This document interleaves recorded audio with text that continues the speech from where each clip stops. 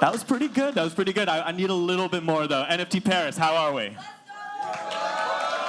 Much better, much better. Matt Medved, co-founder, CEO, editor-in-chief of Now Media. You know us for NFT Now, The Gateway, Sovereignty. We got an amazing conversation with Zagabond, founder of Azuki. We only have 20 minutes. There's a lot to talk about, man. Why don't we dive right in? You know, like, one of the things I was saying on the last panel, this is actually my third NFT Paris. So, like, you know, and you think back to, like, I appreciate that. I appreciate that. But, you know, the reason I bring it up is that a lot has changed in the space since then, right? Like, you know, and so I'm curious, you know, back then we were talking royalties, we were talking like different times in the NFT space, you know, I'm curious, like, how has Azuki, like we're gonna zoom out first before we zoom in, like, from a high level, like, how has Azuki's strategy shifted since we've gotten to like a post-royalty age, since we've entered kind of this new cycle where people are doing different things in different places? Yeah, I mean, 2022 was your first NFT Paris then, right? That's right. What were you guys talking about back then? It was, royalties still? Or? Royalties, we were talking about, like, is it a bear market? You know, oh, yeah, like, is it a bull market? Is it a bear market? We were coming off of, actually, like, you know, that time of, like, you know, it was pre-FTX, pre Terra Luna. It was kind of like NFTs were popping, but there were some, like, kind of what's now seem to be kind of like cracks in the pavement when it comes to, like, the overarching crypto space. So it was a little bit like it was kind of like a time of soul searching, and it was like like, where are we going from here? You know? Yeah, I think like NFTs, it's no different than any tokenized community, really. We're always soul searching. I think we're always trying to find out what's next and what's best for the community. And so the way I think about it is, you know, earlier this year and you know, towards the end of last year, people were like, oh, NFTs are back, right? But really, if you look at it, it's not really like NFTs, all of NFTs are back. It's really just strong communities are back. And so I think ever since the early days, the way I look at Azuki, and I think any NFT community should look at it this way, is that you have a community of like-minded individuals. How can you take them through this Web3 journey and continue to experiment, innovate, and then reward the community, engage with them, allow them to participate along the way? And so that part of the strategy has not changed. You know, now we are established enough as an IP. You know, we have an anime series coming out. We have real products in the works like anime.com, and everything we do, we want to take the community along for the journey, right? And so, you know, in terms of the product strategy, that has definitely expanded in scope. The vision has definitely expanded, but in terms of the community strategy, I think it's the same since day one, which has always been community first, right? What can we build together along with the community? How can we co-create with the community? And that part has remained true. Totally. So you recently launched the anime coin token, which you've described as like a culture coin for, like, the global anime community. I'm curious, like, what's the vision for that going forward, and also, like, any lessons learned from that launch? Yeah. So I think one realization that I had is in Web 2. We share what's topical with one another. We can you know, share memes and stuff like that, and we use the hashtag for that, right? Hashtag whatever's trending, and so we can really share culture with one another. But with Web3 and with crypto, what we can now do is own a piece of that culture with the invent of the ticker. So, you know, what I say is the ticker is this generation's hashtag. And that's a very powerful realization for me because when it comes to anime culture, it's one of the strongest fandoms in the world. There's 1 billion fans that all engage with and you know, love anime. But traditionally, this fandom has really been centralized in a way that the IP holders and these big Japanese corporations, they own all the rights to the IP, right? And so the fans and the creators that help shape this culture do not really have any ownership, meaningful ownership in it. And so Anime Coin, the vision is really to put the ownership of the anime industry back into the hands of the fans and creators that help build and shape that culture. And so first and foremost, I'd say it's a culture coin, right? Hey, thank you, whatever that was.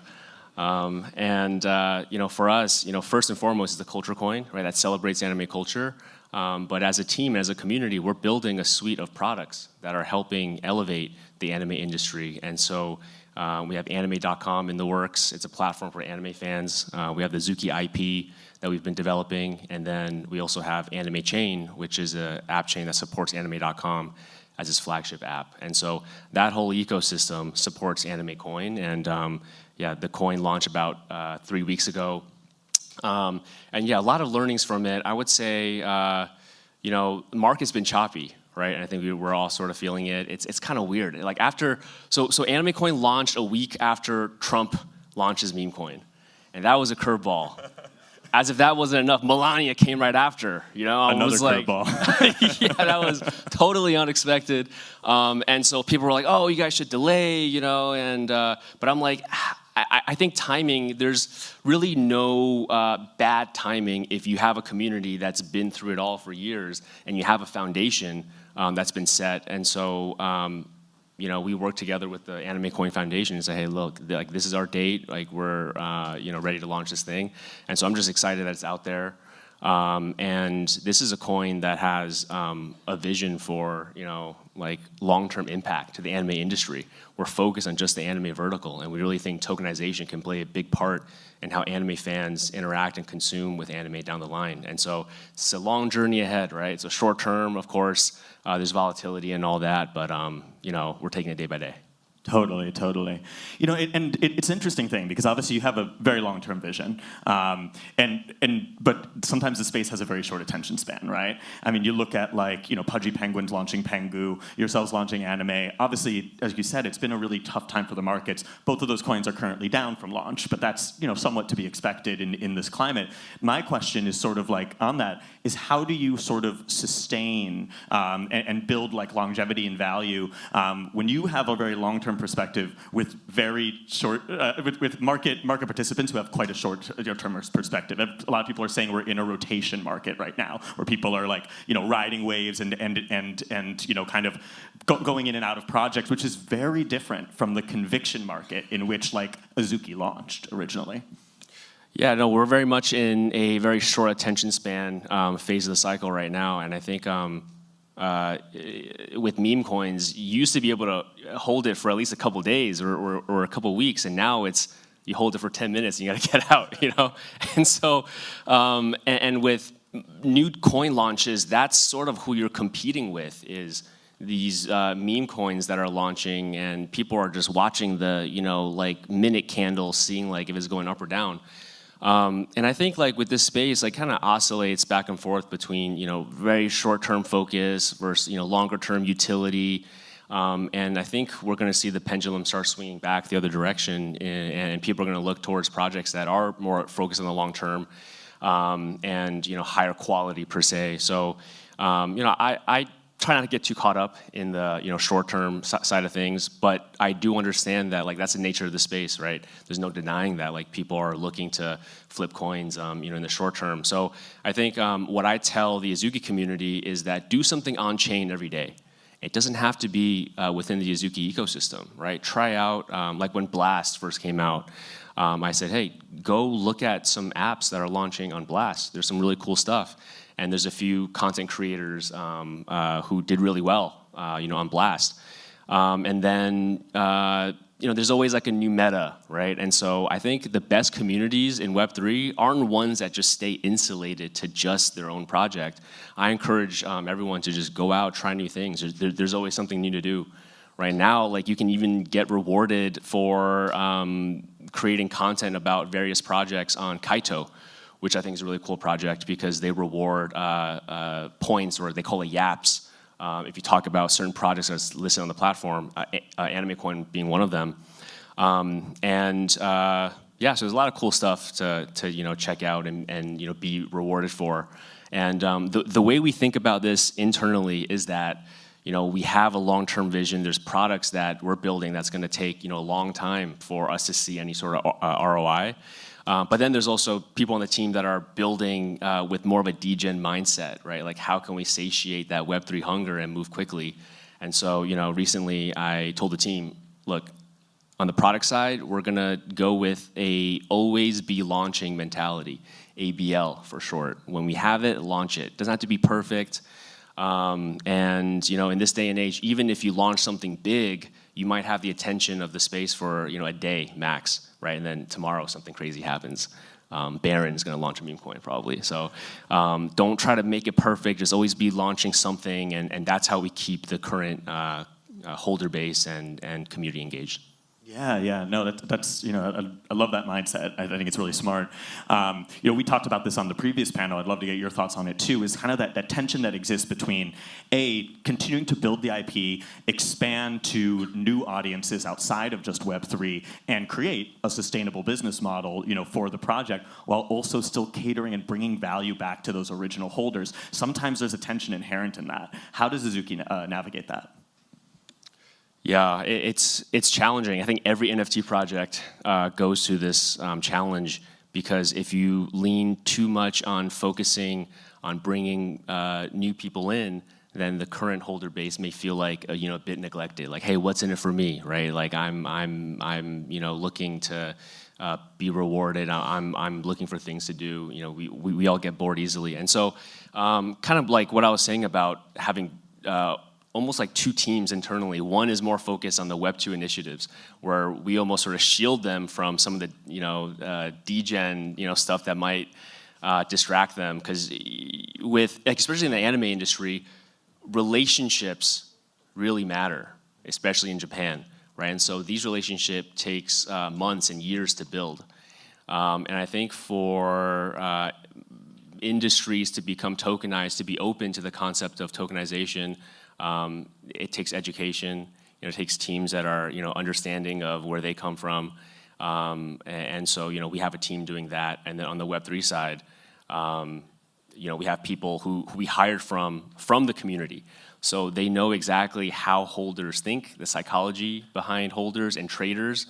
And so when we're building products, we loop in the product team, obviously, the community team early on. And so for every feature, for how we communicate the product, we have the perspectives and inputs from people that are outside of Web3 and also like within our community to tell us, hey, this is working, like this might not. And it's been a learning process for us, because there's been times early on where our early product strategy was like, stay quiet, right? Surprise and delight, and really make sure nothing gets leaked, and then come out with a bang, right? Really surprise everyone. Live airdrop, all those sorts of things. And check your wallets and the right. Yeah, that's what inspired the original check your wallet moment. And I think as time went on, what we realized is it's important to work together with your community, especially like the really engaged holders. And I'm sure like a lot of you guys are really active within your NFT communities. I think teams should be working together with you guys and getting that feedback, and then making sure that we're really in tune with what the community wants. So that's something that we've had to learn, and hopefully we're doing a better job of. For sure. And one thing that you mentioned that I think is a great jumping off point to my next question is that the anime space is really like it is a real community, and it would have been really easy for you to just like launch an Azuki token that was just Azuki, but you chose to do an anime token, an anime.com. You have a bigger vision for it, and that was reflected in how you did the allocation too. With the partner communities across the space, bringing in different anime projects. I know that you've previously said that you kind of have a vision for anime.com, almost like akin to like Discord and gaming. Like, can you elaborate on that and how you see the future of anime.com, and also how this is bigger than just Azuki?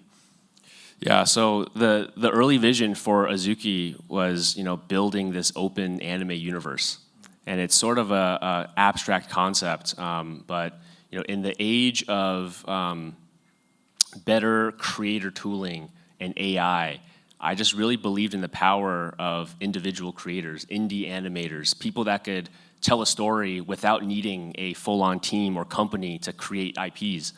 And so, what better way than to create this canvas for these creatives to come together and build this open anime universe?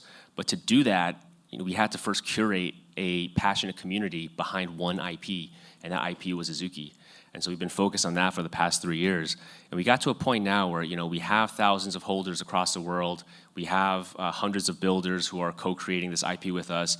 How can we extrapolate this concept now to the broader anime industry? Because I think this is something that creators are looking for. The way that new IPs work in the anime industry is, think of the biggest IPs that today when it comes to anime. So like Naruto, One Piece, Dragon Ball Z. All these IPs came from a publisher called Shueisha, and they own this magazine called Shonen Jump, and it's a weekly issue where all of the manga artists, right, that are drawing these basically like comics, if you will, and they put it out in a weekly issue, and the readers will read it and they'll give feedback on, oh, this one's cool, this one I didn't really like so much. And then Shonen Jump will use that input to continue giving these artists like a platform to serialize their manga. And eventually that readership grows so much and it gets adopted into an anime. And so One Piece, Naruto, like they all came from Shonen Jump. And so this model worked really well for decades. But the problem now is that there's so many awesome creators that don't have a platform, right? Because it's so competitive. There's a group of 100 editors within Shueisha, and they get to decide, like, hey, Matt, this one is, sorry, it wasn't good enough. And you're like, damn, like I can't get published now. Where do I go to get funding? How do I grow my IP? How do I find my community? Well, guess what? Web3 can solve that. And through tokenization, you can have the community say, you know what? Yeah, Shueisha didn't like it, but I liked it. And then 10 of my buddies like it, and we would like to actually back you, right? And we can do that through tokenization. And so I think this is a new form of not just fundraising for artists, but also giving artists a platform to tell their stories. And this is how, this is the birth story of Azuki, right? And we've done this with no VCs, only with the community. We've taken Azuki this far. It's been about 3 years. And now we want to do this for the broader anime industry, and that's the vision of Anime Coin. And when I talk to some of these bigger anime companies in Japan now, like Toho and Toei Animation, like they've made some monster IPs like Dragon Ball Z and Jujutsu Kaisen, and they have Web3 arms now, where they're also experimenting with Web3 IP. And when I talked to those teams, they said, hey, Azuki was a big inspiration for us.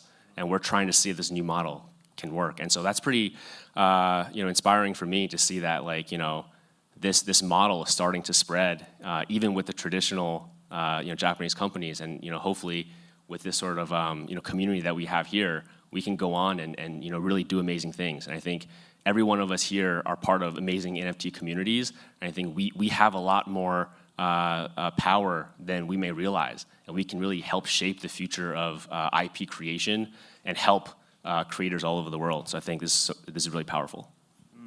I really like that. I like to hear a little bit about the kind of creative cross-pollination between some of the traditional IP franchises and actors and what you're building in Web3. And I know that works both ways too. Like you guys have also launched like an anime series. You just announced a trading card game. Would love to hear a bit more about some of those initiatives and like how they play a role in bringing the Azuki IP, outside of the bubble and advancing it further. Yeah, I think one of the goals with all of the Web3 native IPs is to expand outside of just this niche community that we have. I mean, in the panel you had right before, you had some team members from some really great IPs, Doodles, Cleanosaurs, and we're all kind of building our IP to appeal to people that may not even know about NFTs or crypto. And so for Azuki, we have an anime anthology series we're working on with some of the best anime creatives in the industry. We have episode 2 of a 4-part anthology series coming out this month. The first one we released free on YouTube, and it's gotten over 5 million views. And a lot of the comments that you see are like, "Oh man, I want to see more of this anime." They have no idea it started with NFTs and that we're a Web3 IP, and the characters we use in episode 1 were actually licensed from the holders within our community. So it was a very sort of like grassroots effort, but from the viewer perspective, they're like, I just like this anime. I want to see more of it. I think that's the quality that we have to get to in order to kind of break out of this sort of circle. With the TCG trading card game, it's a very exciting project we just announced this week, and I'm sure a lot of us grew up collecting Pokemon cards, right, or Magic cards, and it's a great way to just expand the fan base, right? Like, I collected Pokemon cards, and I didn't actually play the game. I just like to collect the cards, right? Like, raise your hand if you collected some Pokemon cards before. Yeah, that's like most of this room. Wow. Right, and so with Azuki, we have a great team of artists, right? Anime art is dope. One Piece is actually one of the best trading card games that's come out in recent years, absolutely killing it. And so we've been working on the gameplay. It's going to be a physical TCG to start, and then we'll add in a digital component down the line. But it's an awesome way to kind of continue licensing from our community, expanding the IP, and then making something that will grow the fan base for the IP over time.